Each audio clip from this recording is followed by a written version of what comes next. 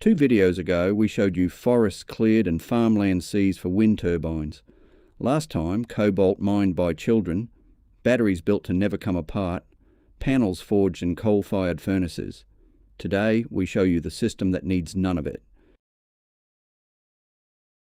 This is SAFS, the Sovereign Algae Fuel System, patent AU 20269033802, filed 23rd April 2026.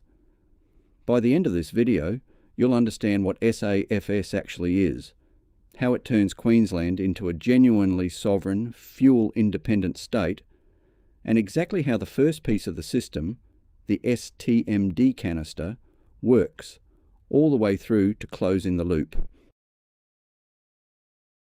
SAFS doesn't ask you to give up your car, your ute, your truck. Combustion engines stay exactly as they are. What changes is what happens to the emissions that leave them. Instead of forcing every Australian onto a battery built from cobalt, mined by children in the Congo, one that ends up in landfill when it dies, SAFS captures that carbon at the source and keeps it in a closed loop, not released to the atmosphere and not buried in the ground. What that captured carbon becomes next, we'll show you over the next 2 videos.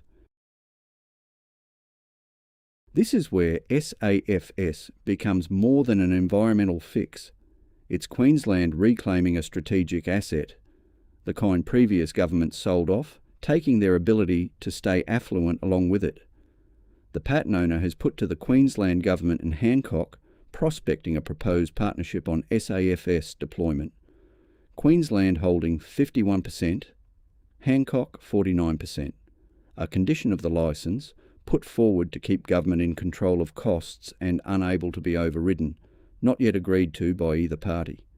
Manufacturing profits from STMD canisters, sold globally under sub-licence, are proposed to fund the infrastructure directly, with a return to the inventor built into those same terms. The rest builds Queensland's own future, an industry, not a subsidy that disappears the moment government funding stops. Here's what nobody in Canberra is talking about. AI is coming for millions of jobs over the next 5 years, maybe less. SAFS won't be one of the systems doing it. As part of the licence the patent owner has put forward, under government control, this system keeps humans in charge. The manufacturing, the logistics, the admin, automated systems can be part of it, but only where humans control them.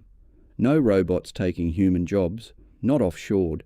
This isn't just about saving the planet.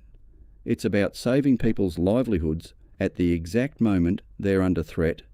And the patent owner will only put this system with a trusted government willing to work within the framework set.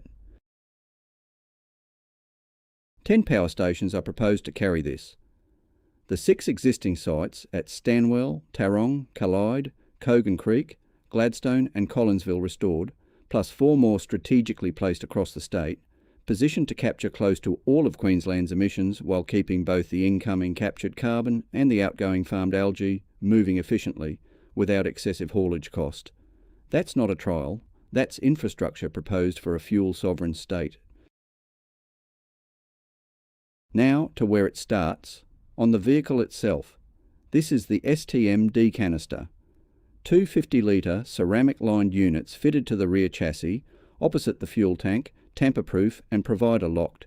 Each holds a pressed block of calcium hydroxide, roughly 40 kilograms.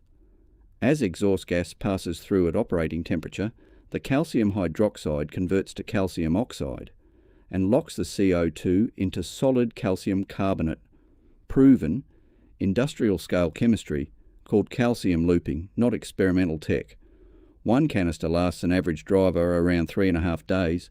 2 canisters cover a full week.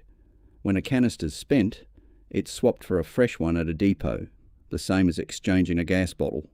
A dash warning light tells the driver when it's time. STMD containers won't stay limited to utes and cars. The same capture chemistry scales to different sizes for boats, planes, buses, trucks and ships. A genuine new exchange industry with a very small weekly cost to the owner of any vehicle running it, whatever that vehicle is. That's where the real scale of this sits. Under the terms put forward, Queensland would sell the SAFS system worldwide, with the Queensland government holding 51% ownership, massive profit and massive employment. Building STMD containers, not just for Australia, but for the world, potentially under a secondary licence in each country that wants to manufacture their own. That profit is what eventually funds fitting out vehicles already on Australian roads and equipping Australian manufactured cars with the system from the factory floor. If we can bring car manufacturing back to this country once fuel and electricity prices in Australia come down again. Spent canisters don't go to landfill. They go to one of those 10 proposed power stations where the captured material is calcined at around 850 degrees, releasing pure CO2 and regenerating the block back to calcium hydroxide for reuse. That pure CO2 becomes the feedstock for the next stage of this system entirely, the algae ponds, which will take you inside next time.